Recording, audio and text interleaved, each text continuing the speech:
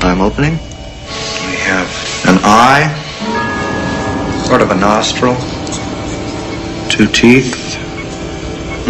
One of the teeth has a small cavity. Close call, folks, but I think we got here just in time. Presented by Maria Menounos and Kevin Undergaro. This is Anatomy of a Movie. In-depth discussions and breakdowns of various movie titles. And now that you've seen the movie, let the dissection begin. Welcome, my friends, to another battle of the gods.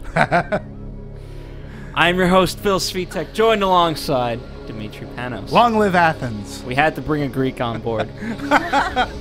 And Sara Stretton, not Greek. I'm not Greek. I'll represent the Persians.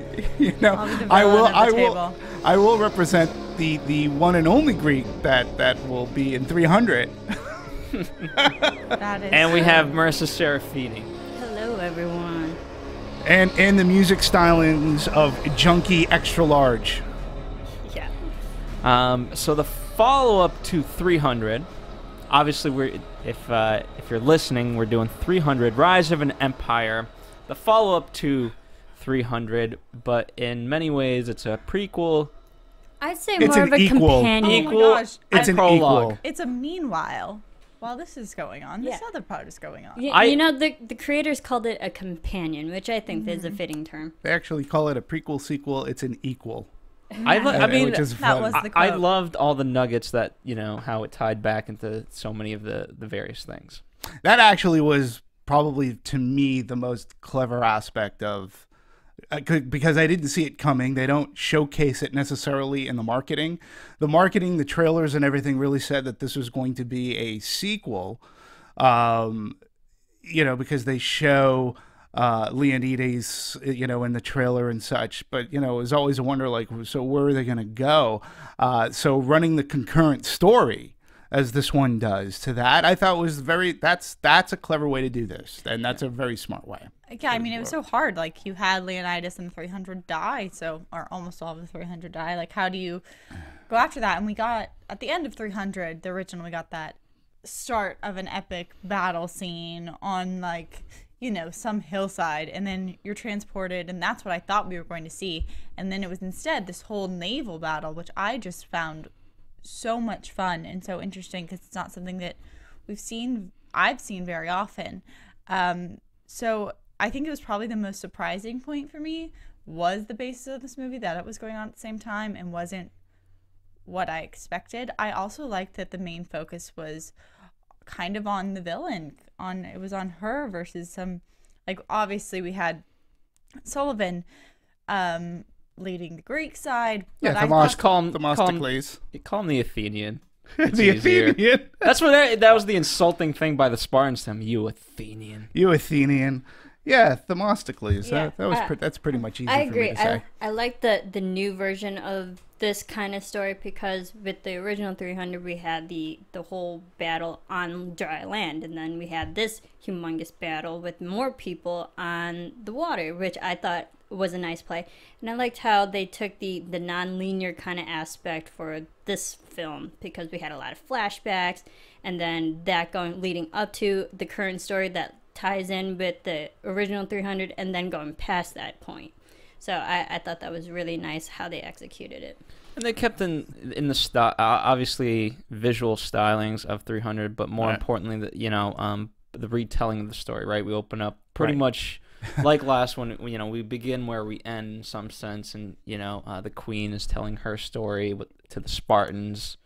So that was a nice through line. I did affectionately nickname this movie 300 The Rise of Exposition. There was one thing about this movie where there was a we're just going to stop the movie now and give you a bunch of exposition. And I was like, okay, we could get on. But what getting to your point, at the beginning, it was fine because it was setting it up. But it just seemed for me that there were many places where it just stopped to give us exposition. And I was like, sort of kind of getting it already. And it's like, oh, more exposition. But I disagree because I felt like this film was really trying to flesh out the world of 300. So we were getting like you get the bookends of Queen Gora's speech, and then within that you get like story within story within story. You're doing a lot of, I guess, like time travel almost with your mind, and I thought that was interesting because it was happening a lot in the beginning. But for me, that also drew me out of the fact of I went to this theater, into this movie being like, okay, like you, Sarah, you love these type of movies. You love like the crazy, fantastical, like ancient Greece, ancient mythology. Like I love all that, and I was like, do not try and compare this exactly to the first 300, because the first 300 was very, it was unexpected. Like people didn't. It wasn't known that it was gonna get this huge fan base, and they sort of kind of did. The movie was huge. The movie did 75. But you didn't million. Expect everyone to go around like screaming, "This is Sparta!" and like. I don't know. Like Warner Brothers when it came out, they actually had this pegged as being. I think as an audience member, movie. When I went into the original 300, I had no idea what to really expect. Yeah. No. And then going into this one, I didn't want to think, oh, compare this to Gerald Butler in 300. I didn't want to nitpick and think, oh, that was better here. He was a better hero here. I really wanted to go into this just willing to like embrace the world. And the fact that they did add so much that you had to think about in the beginning, and that they were pulling you through like time and space. Wow, you really thought about it? See, again, there wasn't much that there wasn't anything to think about. They really did lay out their roadmap, and again, going back to their clever device was running it concurrently with the events that happened in 300. But in the very beginning, they weren't running it concurrently. In the beginning, you have Lena, who's ahead of time, and then you have she goes back to the start of before Xerxes was a god king, right? Which was so nice. That's pulling you back, which was nice history there, sure, and that was I good think play. That drawing those different stories, it made the audience have to be like, wait, where are we? What story are we telling? And it drew away from the fact, it brought in a different point of view. And I think that not going directly to expectations with those first couple of scenes was smart. Yeah, I mean, listen, they gave you backstory to Xerxes, which is fine because I think, it didn't bother me. It was very much deliberate in a comic book sense. It was very, and I think in some ways, it's deliberate in the sense that in Greece, and especially in these early times, these stories were told over fires and things like that. And so it felt almost like that, except in a weird, different medium, because obviously you're watching someone kind of retelling a story, but in a movie theater. Sure. You know what I mean? But I didn't mind it. There's definitely movies that are just so exposition heavy because they have no other way. This was very deliberate choice, and it wasn't for lack of creativity. It was for hey, we're gonna make a statement. Yeah, well, no, they made a statement, and again, I didn't mind the backstory to Xerxes. That's good for where he comes from and how he became to be, and it furthered the implication of how Sparta got in the war, and how the Athenians and I got all that. That's fine. It just seemed it went very well into the movie, where there just seemed to be scenes where it stopped to do some more storytelling, and it was they could have done that, I think, whether it be editing, which they did, because they would go back to the battle of 300 and stuff. So I don't know. Like I said, I felt this movie had a lot of exposition going for it, and I'm not coupled with slow-mo. I'm not saying that it didn't have a lot of exposition. I'm saying that I thought I liked the exposition. I liked the storytelling. I think that was very much what you said. That's what this is all about. It's about all these stories and these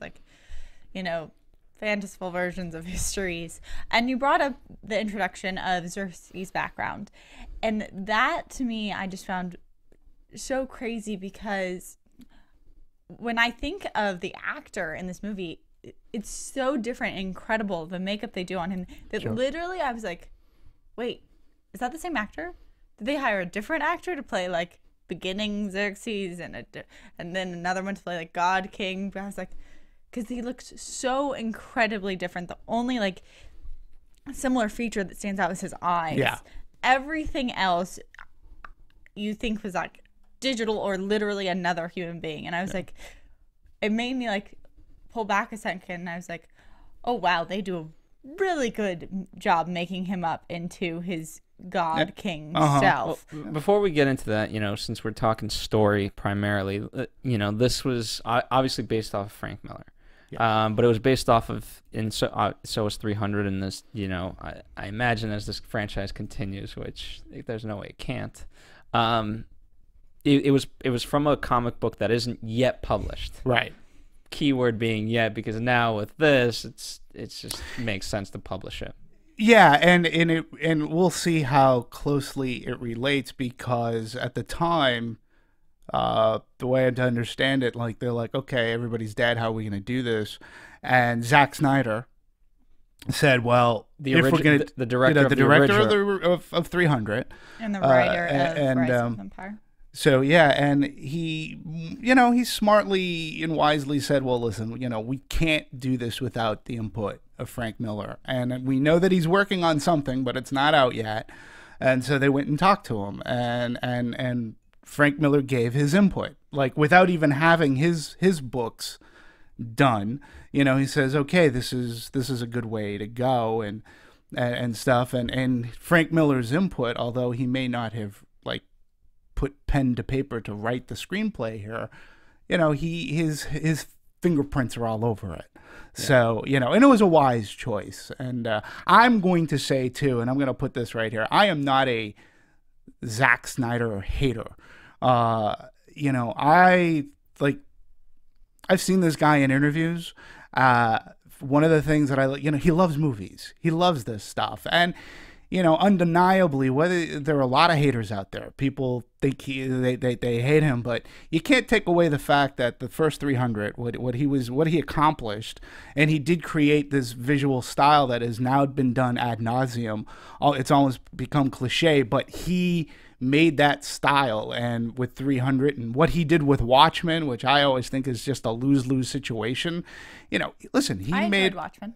I really liked Watchmen as well, but people complain that he was too faithful to the book. Yet those same people, if he had strayed away, they would have complained about him not using. But he did a really good job, and he did Dawn of the Dead, and which was a decent remake of the George Romero classic. So Man of Steel is very debatable in a lot of circles. Sucker Punch to me it's a guilty pleasure. I can't say it's a good movie, but I see what he was doing, and I had fun watching it.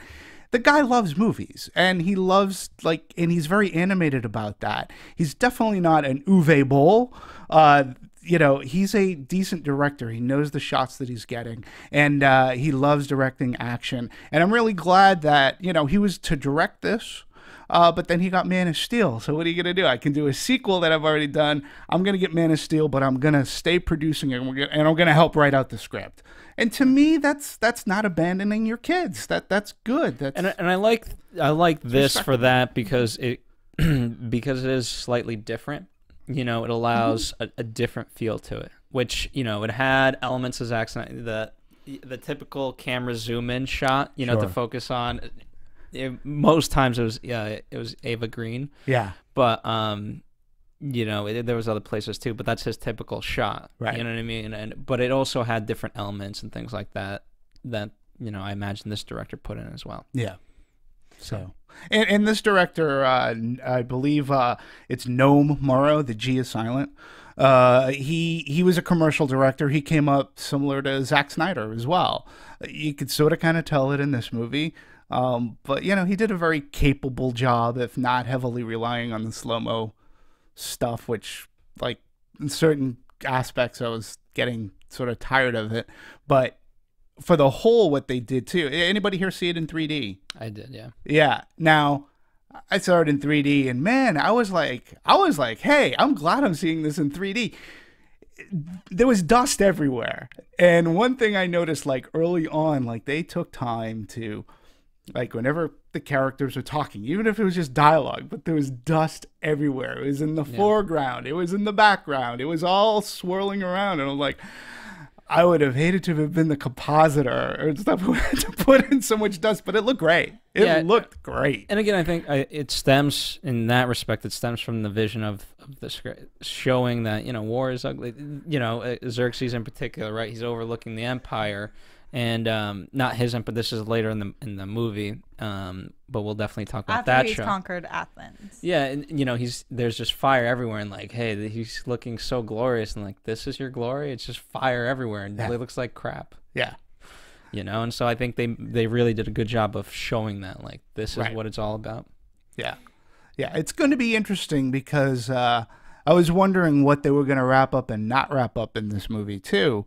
And obviously, there's still some story. I mean, here's the thing: Xerxes. I mean, in terms of that, it was a great movie, and it was such a great lead up. And then I was like, wait, that's it? That's it. That's it? That's it? Yeah. Really? We're right at the gate. Yeah, we're ready to go. There was no comeuppance, so to speak, for Xerxes, and you know, eventually, I think, well, maybe the next movie will get that story. Because there is a little bit more to tell. Well, because we're at I think you can just see that we're through in the middle. How we're at the gate. There's no way we can't not have a battle there. Right. And you're going to, but I think that this movie it really wasn't as much about Xerxes. It was about Artemisia, and like that's why so much of the focus was on her, and so you had the conclusion of her death, because that was so much the focus of this film was, you know, Artemisia and Themistocles kind of being each other's yin and yang, and whether it's at war, like some, who knows, forced love, I don't know.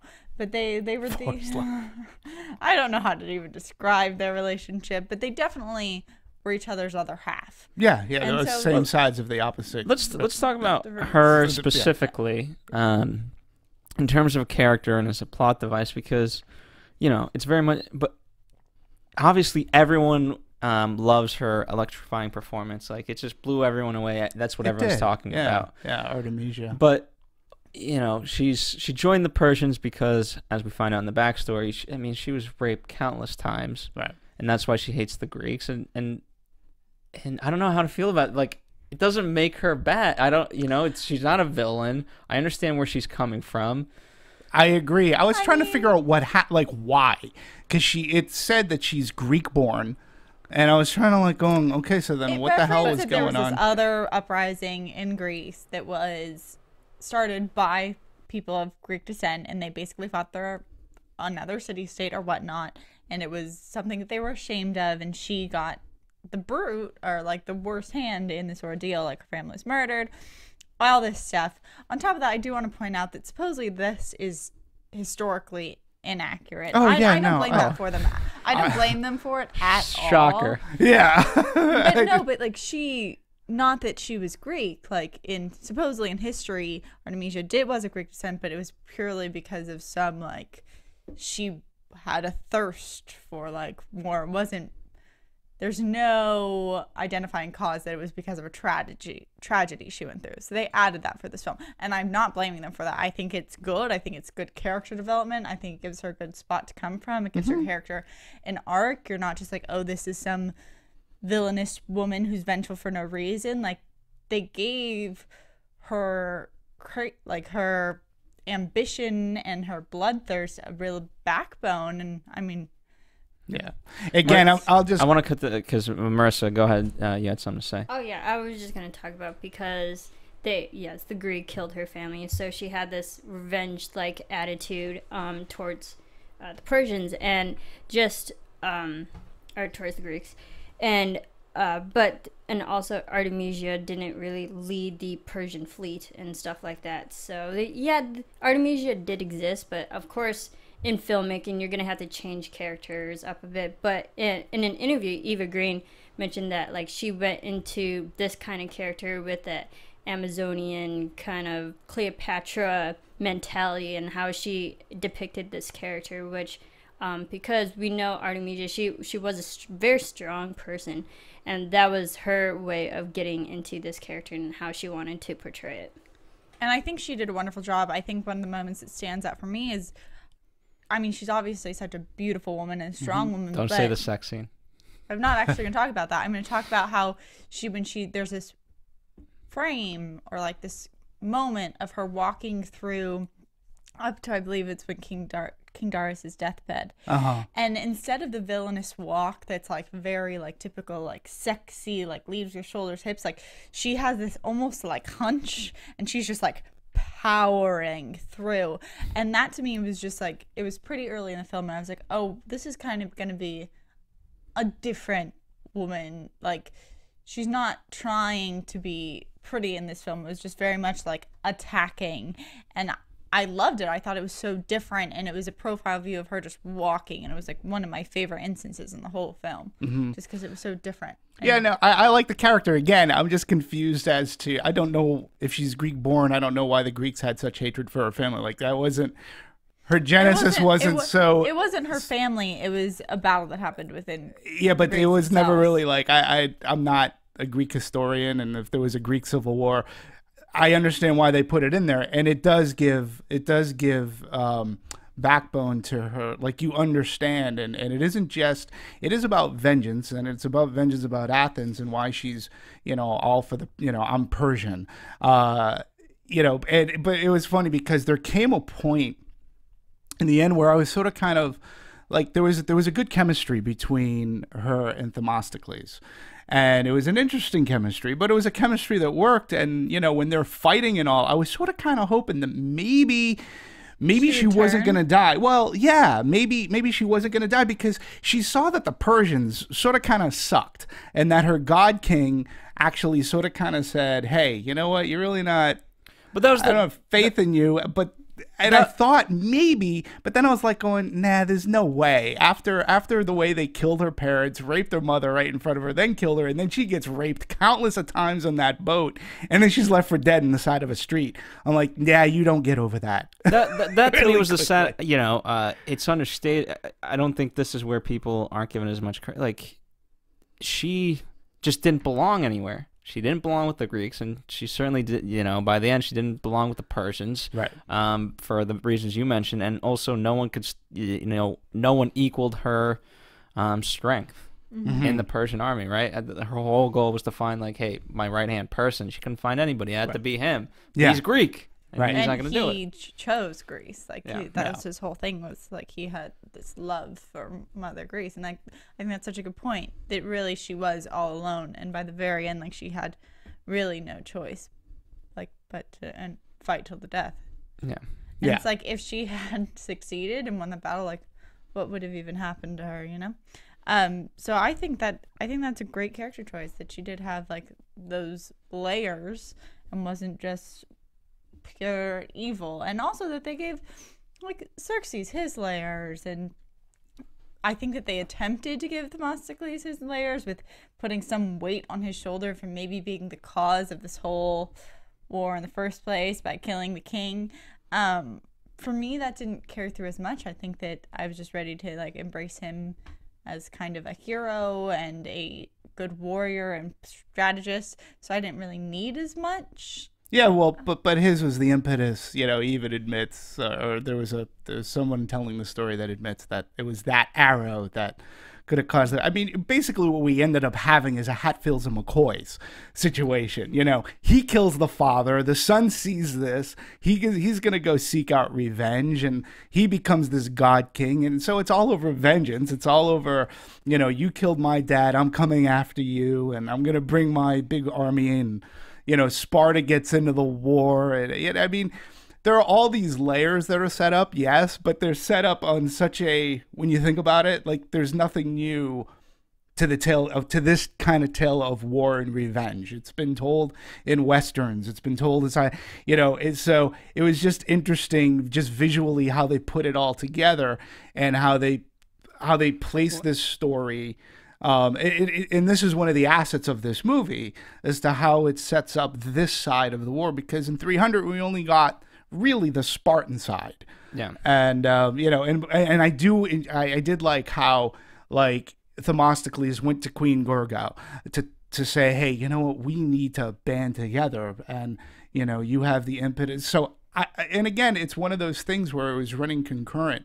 I have to say, the one thing in all the research that I was reading about, the one thing that I didn't see, so it could be a first here, nobody's mentioned that it sort of kind of plays like, for you R.R. Martin fans and Game of Thrones fans, this sort of kind of plays like the book Feast for Crows, where that story runs concurrently with another story in Game of Thrones. And this really, that was like one of the first things I said, wow, that this is being put on film. And in a sense, I've never seen it done before in like trilogies. We don't see it in The Hobbit as much, or we never saw it in the Star Wars trilogy, where they say, hey, sure, it's a much more fantasy genre. So I appreciated it for that. And I thought, and again, if you're going to write a sequel to a movie where all your main characters die, this is the way to do it. And you know, it was fun. What I liked about I'm gonna keep calling him The the Athenian. The Athenian. Themistocles. I liked, you know, you guys are saying that he didn't quite have the weight of the world on his shoulders, so to speak, or at least it wasn't as felt. To me, it worked out well in the sense, you know, we got the couple of battles at war, you know, and what I liked about it is he looked at everything positive, you know, like we have small ships, they have 1,000. That makes us stealth, so let's go. And they were able to win that battle, and then they lured him into the, you know, to the cliffs and get him that way. And then, you know, on the third day, it was just, you know, that's when we start really losing and things like that. Yeah. So I liked how he was able to kind of deal with that. And so he always starts off what may seem good, you know, all of a sudden turns for the worst. Yeah. And I also like that he had a very different essence than Leonidas and Gerard Butler had. Like, he didn't, although he's obviously a very strong warrior like guy, like, there was a very more friendly demeanor to him. I felt like I didn't feel like he was a warrior king. I felt like he was a warrior who was like amongst his troops. And I liked that he wasn't just trying to imitate what had done before. He took the role on his own, and his speeches, they just had a different essence to me. They weren't as like guttural force. They were very much like, okay, let's take in this situation and we're going to do this battle right. And it was very sophisticated, and I did really enjoy that about him. And I also liked the playing field of this movie, like just the battle sequences they had and using the ocean and the Navy. And I hope we get more into that because I thought it was fantastic. Yeah, I mean, Themistocles to me is like, he's sort of, well, the one thing that you didn't mention, the reason why, I mean, Sparta is Sparta. They're built for war. So Leonidas, you know, he is a warrior. The one thing that Leonidas really isn't so much is a politician. Themistocles is a politician. And so through his gregariousness, so to speak, his being an Athenian and standing up for democracy, you know, he knows the rules of democracy. He also knows the rules of politics. He knows who to chum up. So that, like, he plays that game very well. And by doing it so well, he can gain, you know, his troops and followers. You know, I will say that the speeches, again, those are one of those things like, oh, here we go, another speech again. You know, he did speak differently than Gerard Butler delivered those lines, but I did think that there was a sense that they were trying to imitate those rousing, yelling speeches, and I was like, okay, you know, he's not Leonidas. But I like the character of Themistocles because he was different. The Athenians and Spartans are different people altogether, and but to me, if I have one nitpick, you know, they said we're farmers and poets and whatever, and I was like, you guys are pretty buff poets. Yes. Well, when you're working out in the farms. Well, I think that was... Farmers, I understand. No, I think that was an ode to the original when the Spartans were making fun of the other army. Then, right. You know, Spartans were like, we were trained and built to fight wars, and then you guys have metal, you know, blacksmiths and riders and stuff like that. And so I think that was just like a jab to the original. I get that. They were just a little bit more buff than a normal poet, to me, would look like. Well, you know, Plato was a pretty buff guy. So that was my only nitpick. Yeah, you know, I don't know. I'm not a fan of the 300 workout. The 300. I mean, hey, man. It's gotten a lot of publicity. I'll and new watch 300. That's about the extent of how I work out. But you know the other thing too that I just found funny. It's not a nitpick. It happens in every type of nationality or movie, and it happens here in the States a lot too. You know, for Greek characters, you know, your Athenians, your Spartans, all your Greek characters, man, they had the best English, Irish, Scottish accents that one could have. Like, it was just really funny to me that not one guy even attempted to do sort of a Grecian accent or anything like that. So I found that sort of funny. As being Greek myself, I'm like, what? They couldn't hire a Greek to play like one role or something? But hey. I'm sure there's one in there somewhere. I was looking. Look at that. I mean, Sullivan Stapleton. Yeah, it's a great Greek name. Lena Headey, Hans Matheson. Hans I'm is sure very. you have to get towards the lower end. Rodrigo Santoro, Jack O'Connell, Igal Mayor. Rodrigo Santoro is supposed to be Persian. Come on. So Stephen Cree. I love this one. Stephen Cree, decapitated Greek Marine. That's good. Put that on there. Hey, I was a decapitated Greek Marine in 300 Rise of an Empire. Again, it wasn't anything that I'm really nitpicking. It was just something that I found funny as I'm watching the movie. Well, as we're talking about the cast, so we've mentioned, Eva Green, and she got asked to do this role. She was like, I'll absolutely, yeah, of course I'll take it. And she has a history with Frank Miller films. She's also in Sin City, correct? She's coming out in the next one. What is it called? Sin City. A Dame to Kill For. There you Great go. title. So we can look forward to in that. Well, this supposedly fulfilled a dream for her. She'd always kind of wanted to play like an action hero. She got the action villain, but I think that's definitely just as good. And on top of that, with Eva, like supposedly she was their number one choice. And if she had said no, they literally had no one else that they wanted. Yeah, they had no plan B. They didn't know that Sara Stretton was available at the time. They didn't. They didn't ask us. Listen, I like, Eva Green, for me, really stood out in Casino Royale. She set up a great femme fatale for James Bond, and she was fantastic. And I really, Casino Royale is a great Bond film, and in part because of the chemistry that Daniel Craig had with Eva Green. And there are some moments in that I'd never seen in any other Bond film before, and part of the reason why they worked was because of Eva Green. And I was always hoping that she could find another role that would equal that, because she was a good, strong woman, and she was in this, iconic action movie where, Bond can overshadow everything else, but it didn't happen with her character in that. And in this movie, and again, I think it was a very wise choice where, you focus a lot on Eva Green, and it's a good, strong woman character, regardless of whether or not she's the villain. They gave us the reason she wasn't a villain for villain's sake.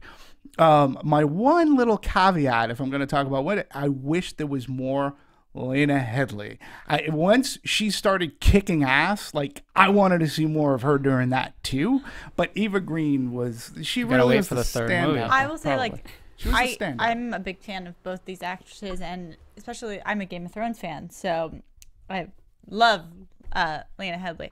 But what I wanted, and I'll agree with you, is I kind of wanted the two women to head off. I thought that was going to happen. At some point, I was just waiting for that moment, because they both did so well being powerful that you wanted to see them collide. But I do understand that they needed to kind of give Artemisia her finale with Themistocles, because they were each other's match, and they showed so much of their arcs together. Yeah. On top of it, they had basically matching scars, on the same arm. It was just very obvious that they made this circle. Right. I wanted Queen Garo to come in there and just them have this epic battle and then return and she can face off, but I guess that wouldn't have really made sense. I think we saw a lot of these two female strong leading characters, which I thought was nice how they did that in this movie, because they were the original 300. We didn't see a lot of female characters. There were only one here and there. But this one, we had two strong females, and I think with Lena Headey's character, we got a lot of her voiceover, which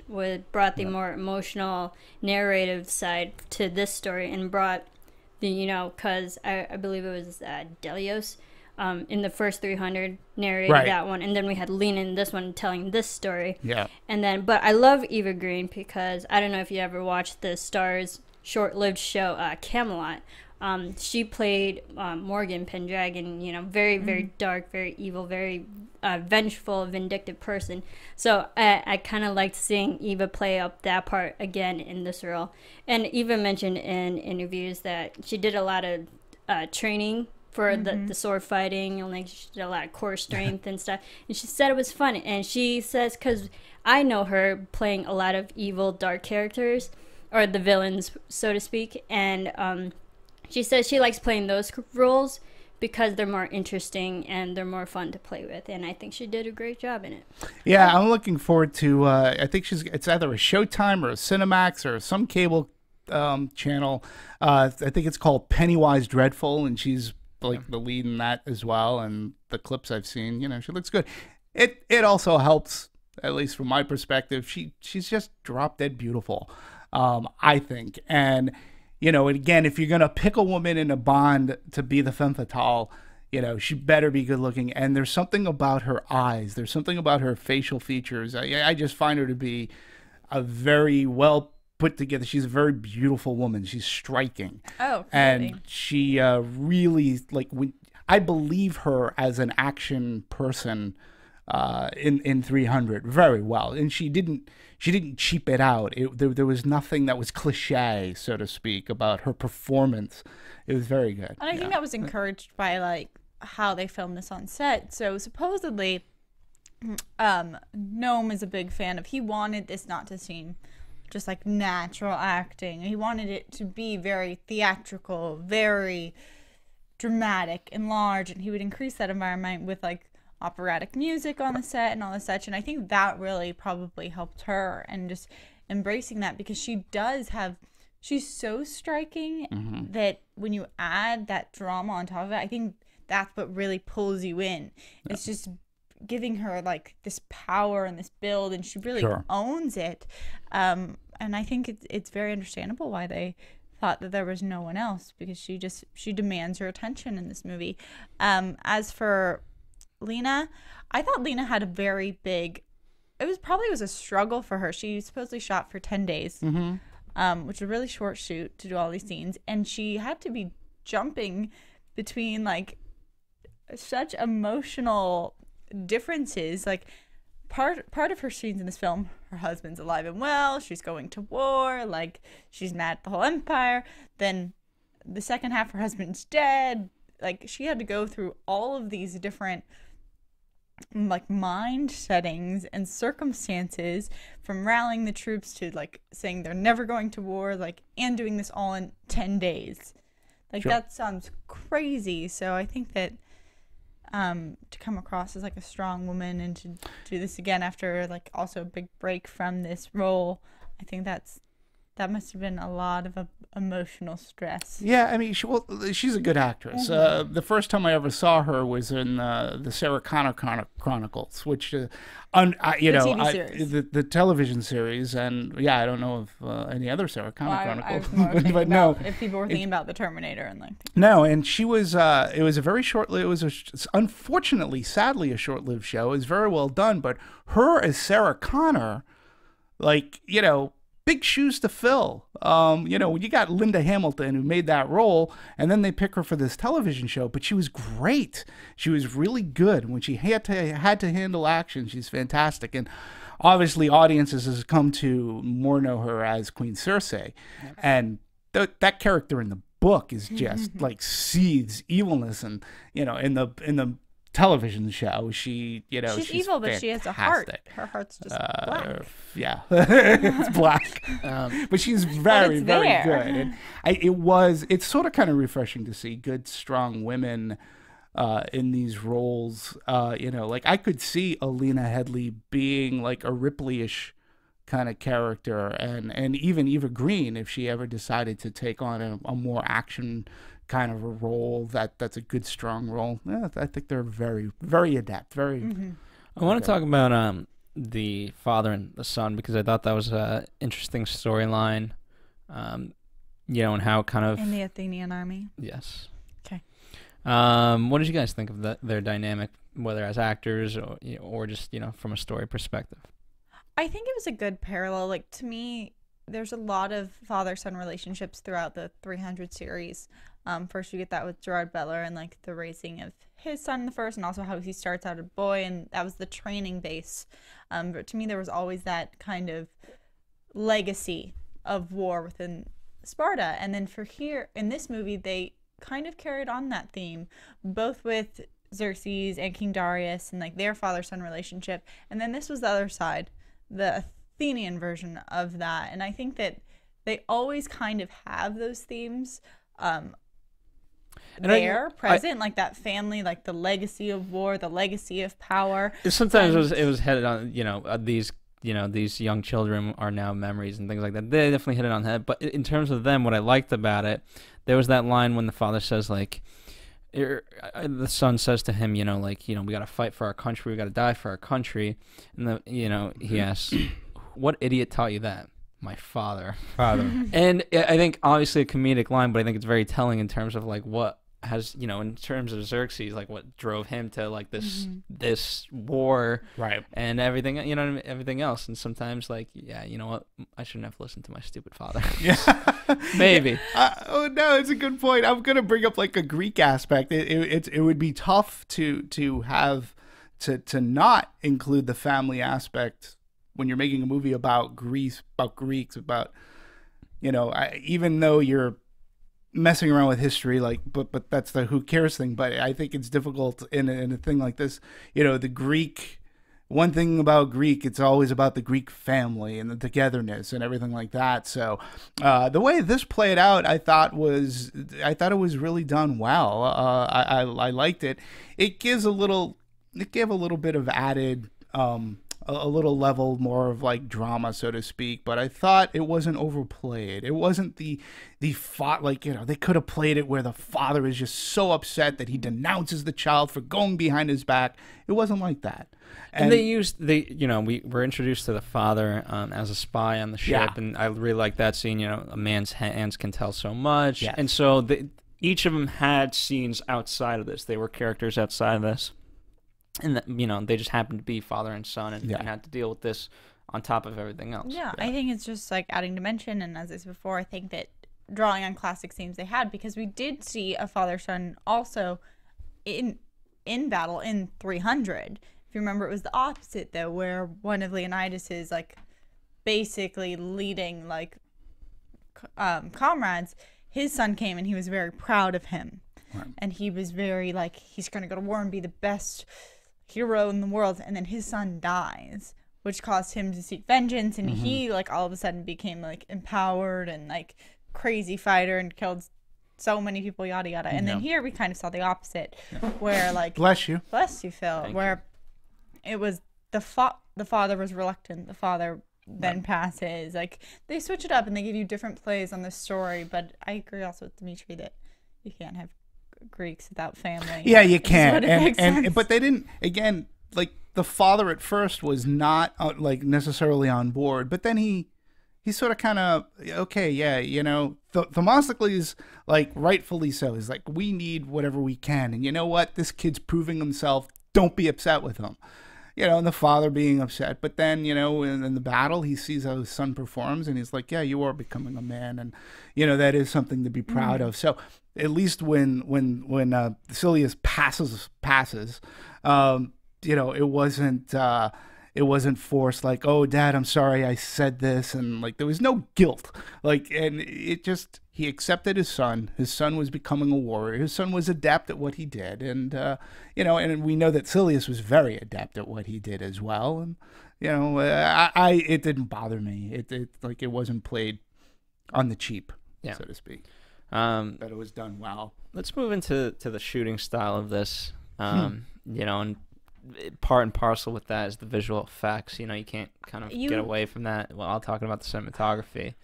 I think that this movie is it's so hard to separate like visual style from how they shot, from sound, because I mean they have like some behind the scenes footage of this movie you can find it online, and they show it where they have like the sets are so small. Yeah, right. It's just literally like, okay, it was a dry set for a movie that was encompassed by so much water.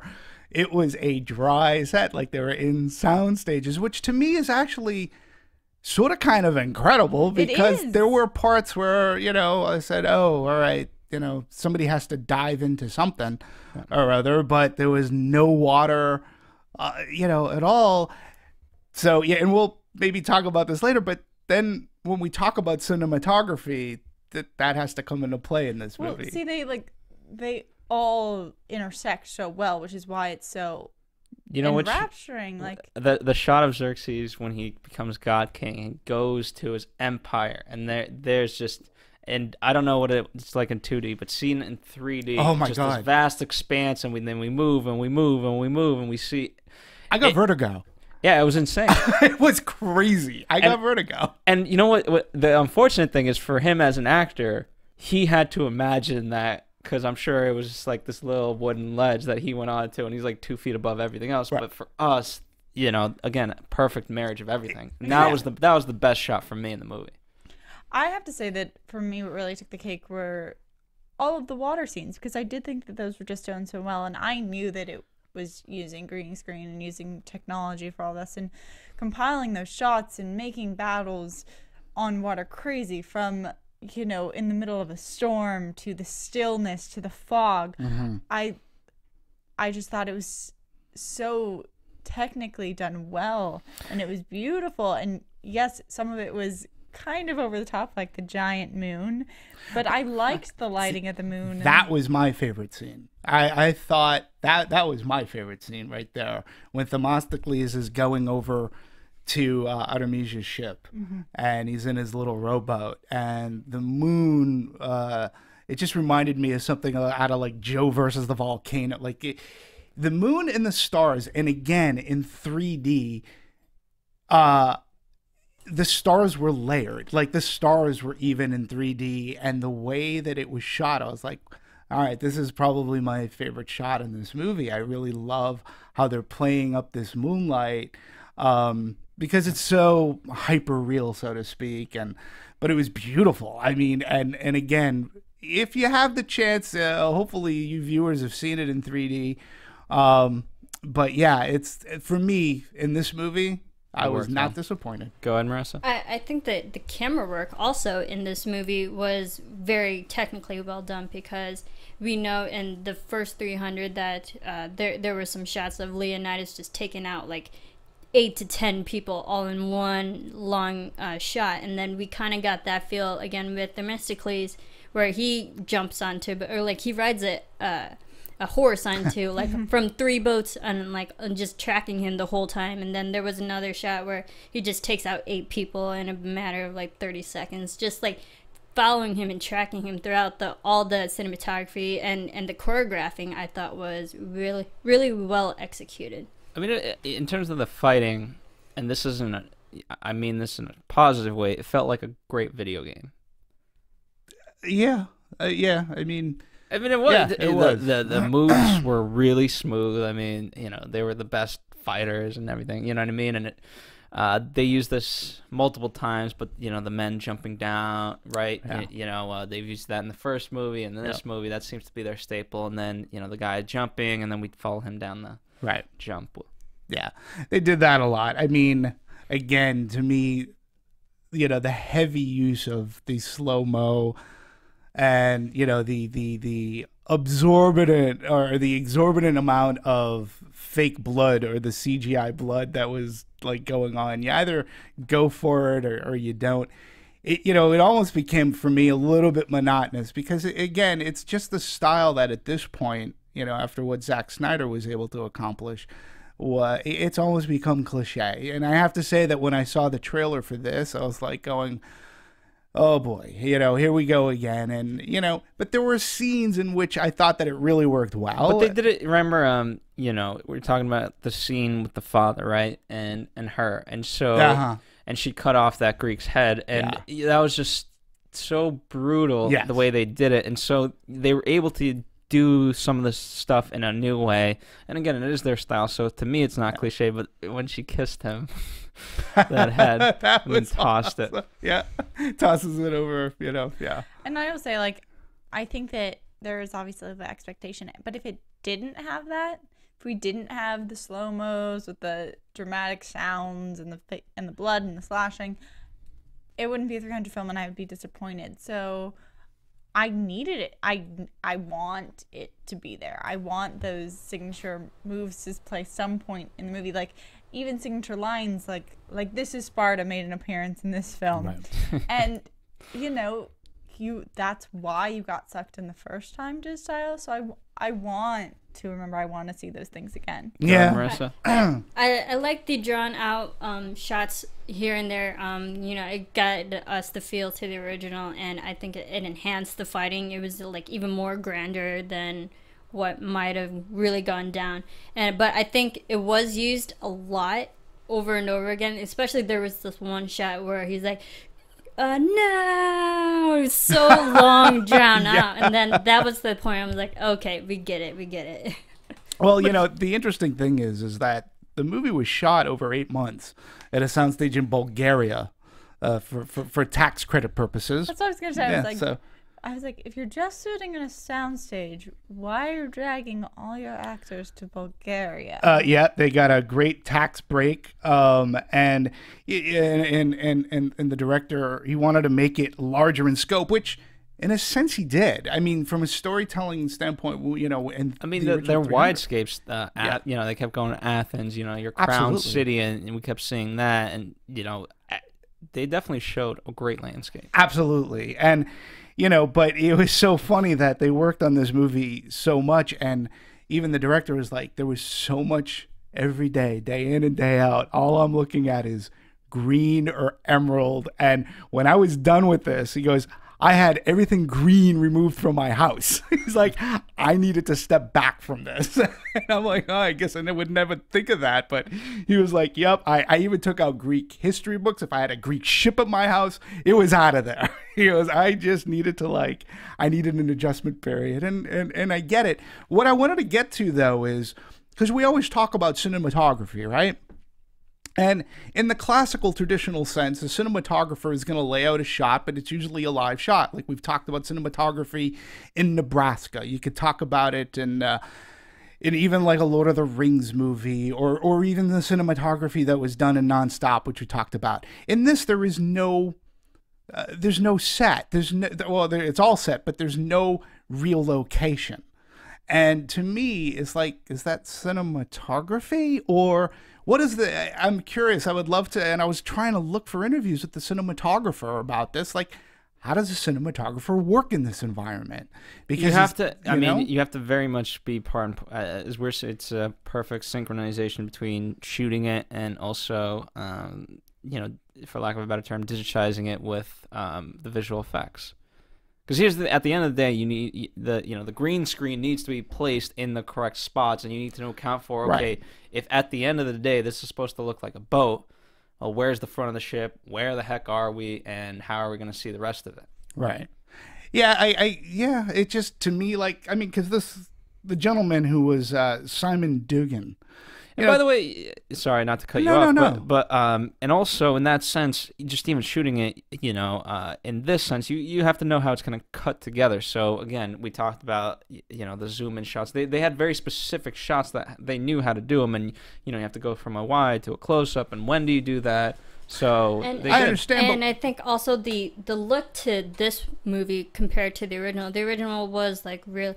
All the Spartans wore like red clothing. They had their armor plus the red cape that all of them had, and then this one we had the army wearing blue. So like even that distinction from one movie to another, even though the overall environmental looks look the same, but them people, you can tell that these were two different stories in that way.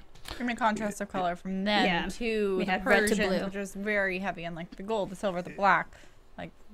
Yeah. Just looks of it, keeping it. Yeah, no, but again, just going back, looking at some of this guy's other work. Well, he did The Great Gatsby, which if you saw The Great Gatsby and you saw it in 3D, I mean, you can't say, whether you were a fan of Baz Luhrmann or not, you can't say that movie didn't look good, and that, you know, he knew how to like move the camera, and it looked fantastic in 3D, which with the green light, I mean, to make that green light work, if you know what I'm talking about. Yeah. Get The Great Gatsby again. He just tied it in so well. Yeah, but you also get the sense though that The Green Gatsby wasn't shot 100% green screen. Yeah. So again, you know, I would love to talk to this guy, like when you're in a soundstage, and it's just all green.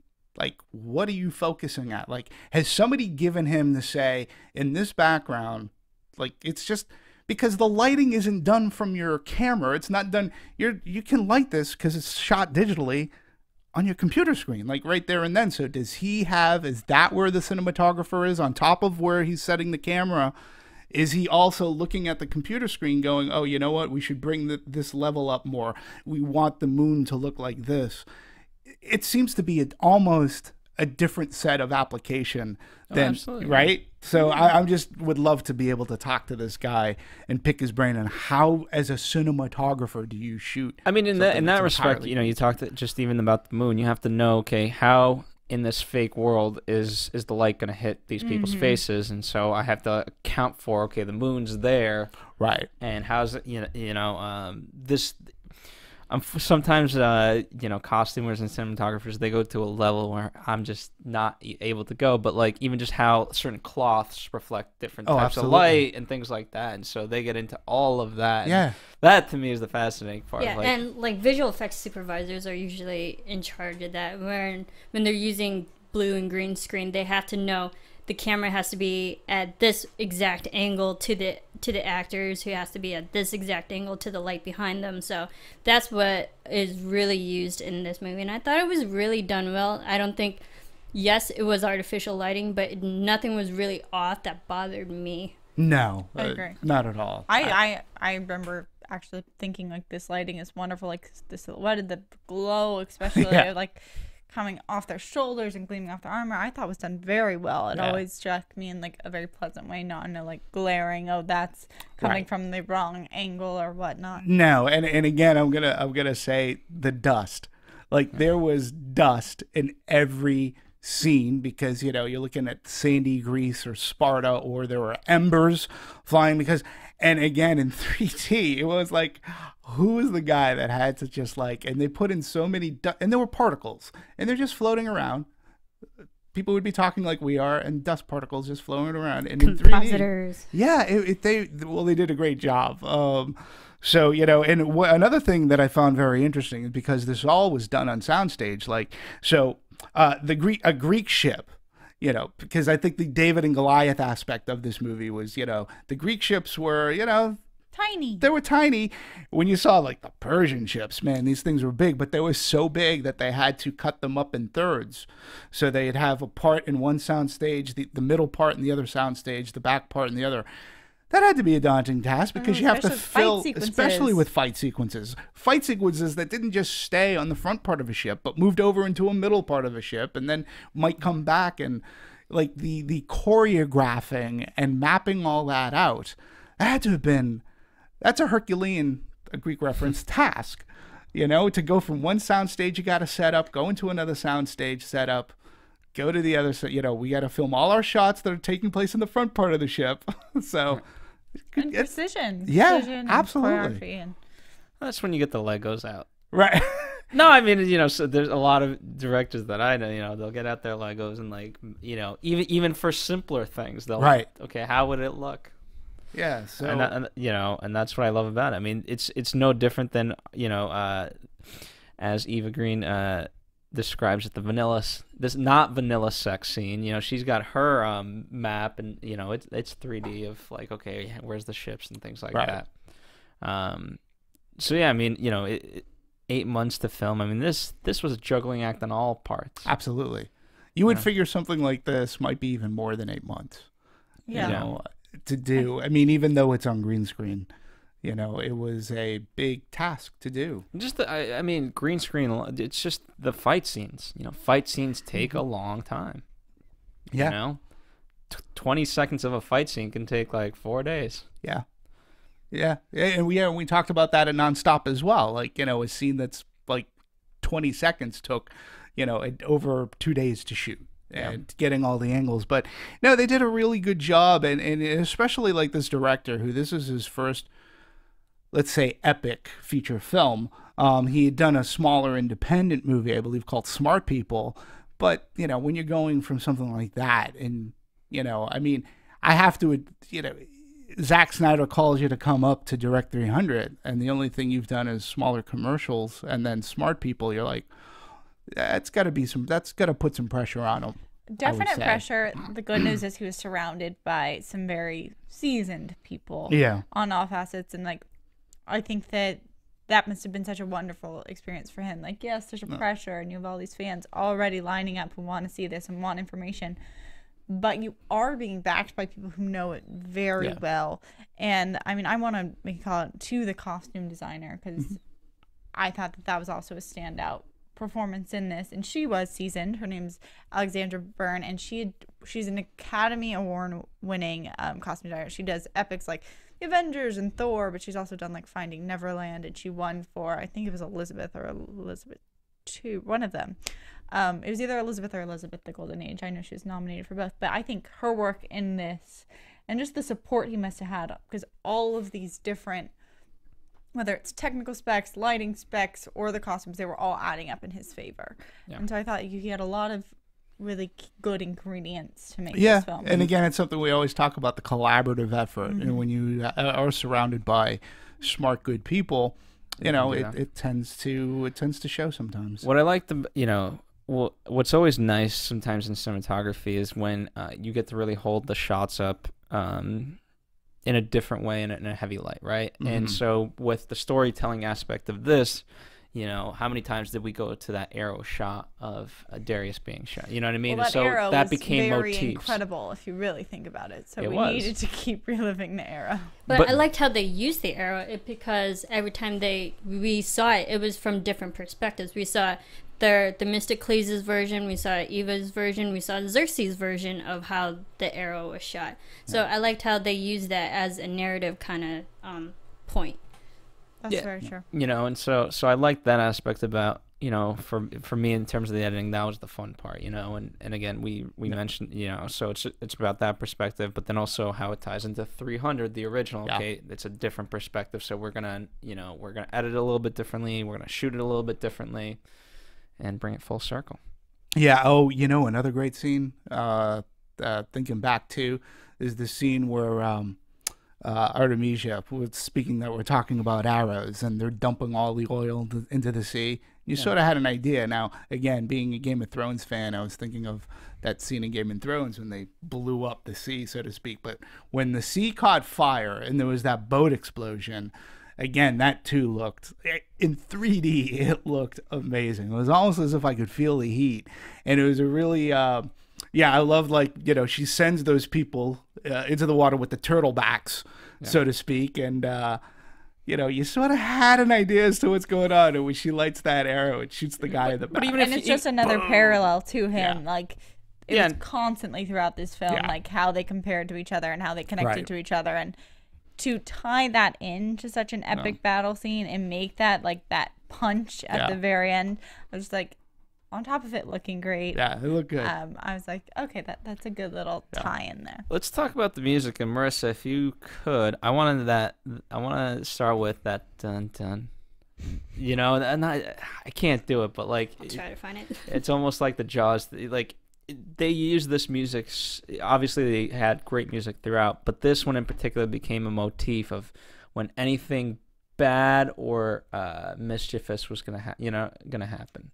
It was a warning. It was a warning because we first heard it as King Darius died. Remember, it's just that note of like, oh wow, he's dead, and then from then on, anytime Artemisia is involved, something. Well, it's like a sound of revenge. It's like it's this oncoming like slaughter. But the music and how it tied in not only to the feeling but to the actual actions. Where like drum beats and horns were like sounding with lightning flashes, or like in the beginning, like even like the horse and the boats and each arrow, like and the slashing of swords, like all of the just combination and out of nature of the music was so supporting and adds so much feeling, I think, to this movie. Oh, we're listening now. Is this I don't know if this is quite it, but it's from the movie, so we'll just go with it. It is from the movie. Junkie Symbols. Extra Large. I don't know who Junkie XL is, but he's credited for being the guy who composed the score. So, Interesting. Junkie XL. He was born December 8th in Lichtenvoorde, Gelderland in the Netherlands. Let's see. I mean, because personally, I don't know much about the gentleman other than other than where he was born, progressive music producer. So, which is interesting to be a progressive music producer, but really just be composing for the ancient past. I mean, other movies that he's currently working on Mad Max Fury Road. He's done the music for Divergent. Bringing a baby. He has a nom de plume, so to speak. He also goes under Tom Holkenborg. Is that because it's easier to say? I don't know. He did at 300. He's as Junkie XL. So I guess in terms of the music, right? We talked about the slow motion throughout, and so when you have slow motion, obviously it's supposed to be hyper real and whatnot, and so you're gonna need sound effects to fill that. Yeah. But then also that's when you really need music to heighten it and to really bring it to its fullest. And so we've talked about movies so many times where the score is it helps, but it's kind of forgotten this, and I wish we had that. But that again, as you called it, Sarah, the revenge sound. I like that description for it. I thought that just stood out to me so much. I'm just glad that they didn't revert to overusing the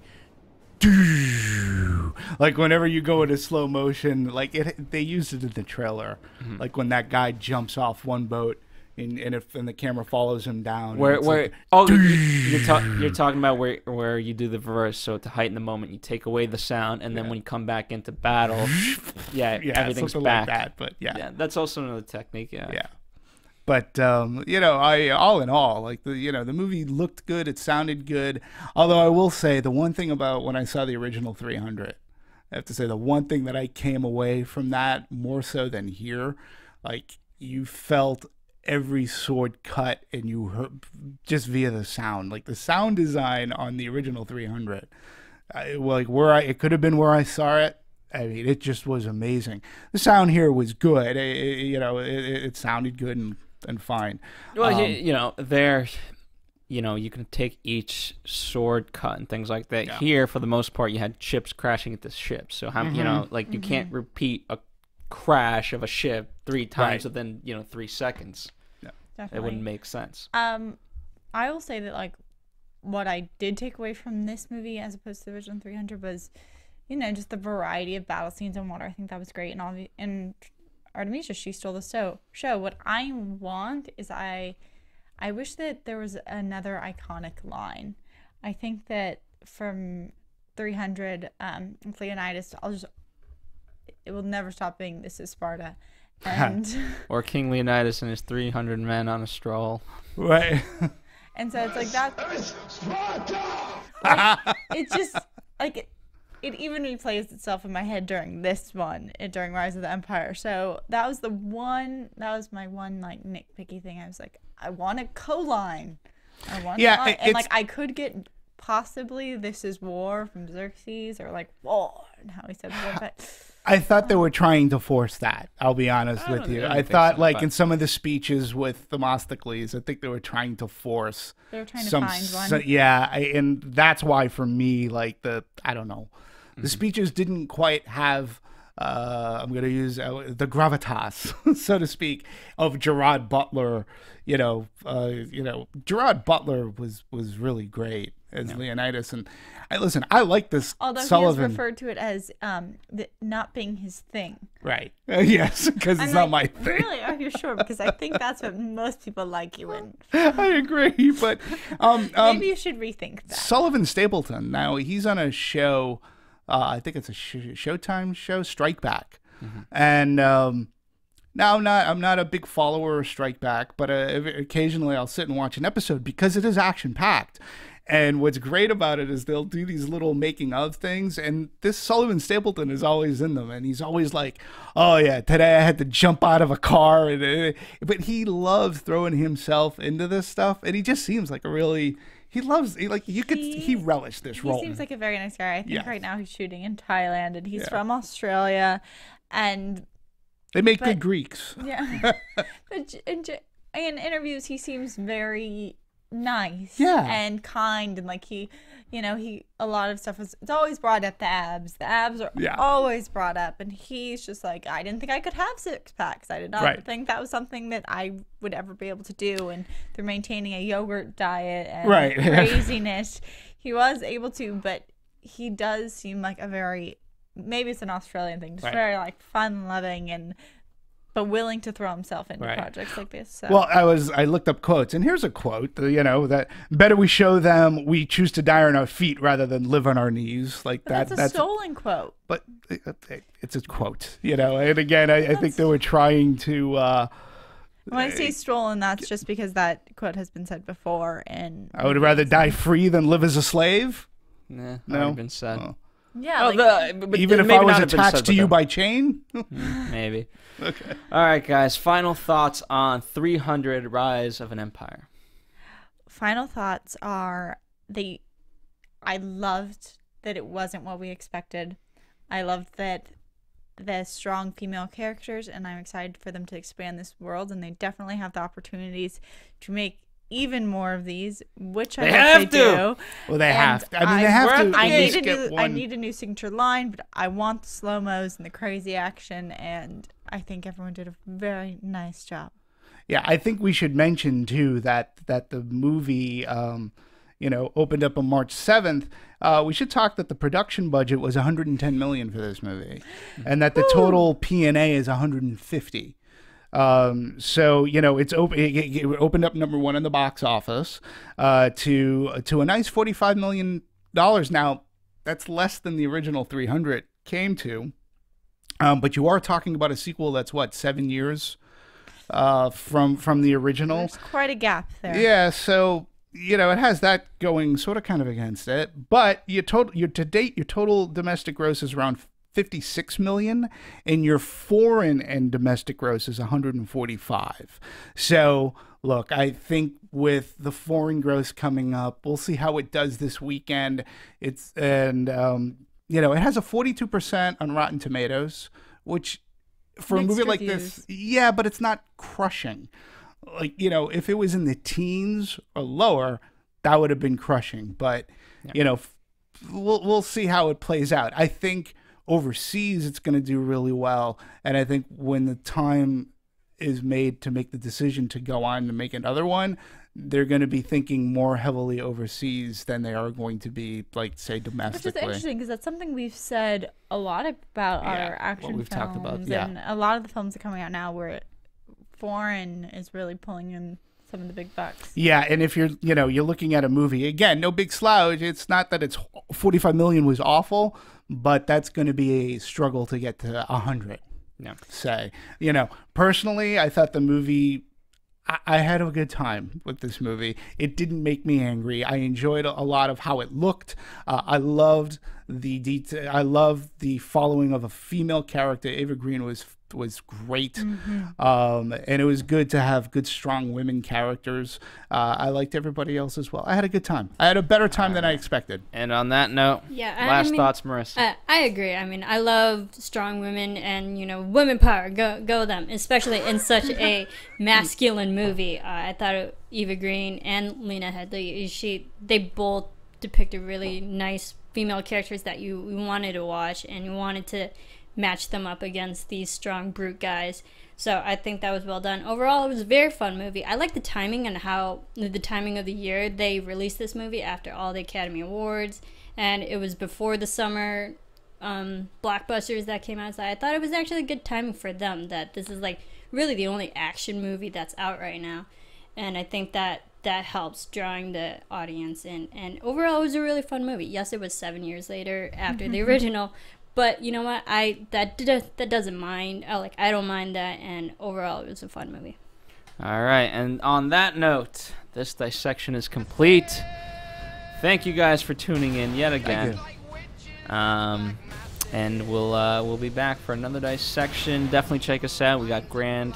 I always keep calling it Grand Budapest. You're going to call it Grand Theft Auto? No, I was going to call it Grand Hotel Budapest. Grand Budapest Hotel. There you go. We got that coming up. We've got Veronica Mars coming up. We've got Divergent. Bad words, Divergence. We got a lot, you know, Winter's Tale, or Winter Soldier. Winter Soldier. Captain America. Winter's Tale already happened. Yeah. Yes. We didn't talk about it. We need to. They're We'll combining talk about so it many on of these Blu-ray. different titles. So keep tuning in. And the number one thing you can do is, hey, spread the word. If you're listening to us and like us, just tell a friend, tell a coworker, tell a family member. It doesn't matter who you tell. Tell people on the street. Just help spread the word, because you know what? It just helps us, and we like you. So the fan response has been great. So continue Thanks, that. guys. Yeah, And, thanks. Until next time, And this thank has everybody been else. Anatomy of a Movie. From producers Maria Menounos, Kevin Undergaro, Phil Svitek, and the rest of the Anatomy of a Movie staff, we would like to thank you for listening and subscribing to the show. If you have any questions or comments, feel free to email or tweet us. I'm Sir Richard Wentworth, and this has been Anatomy of a Movie.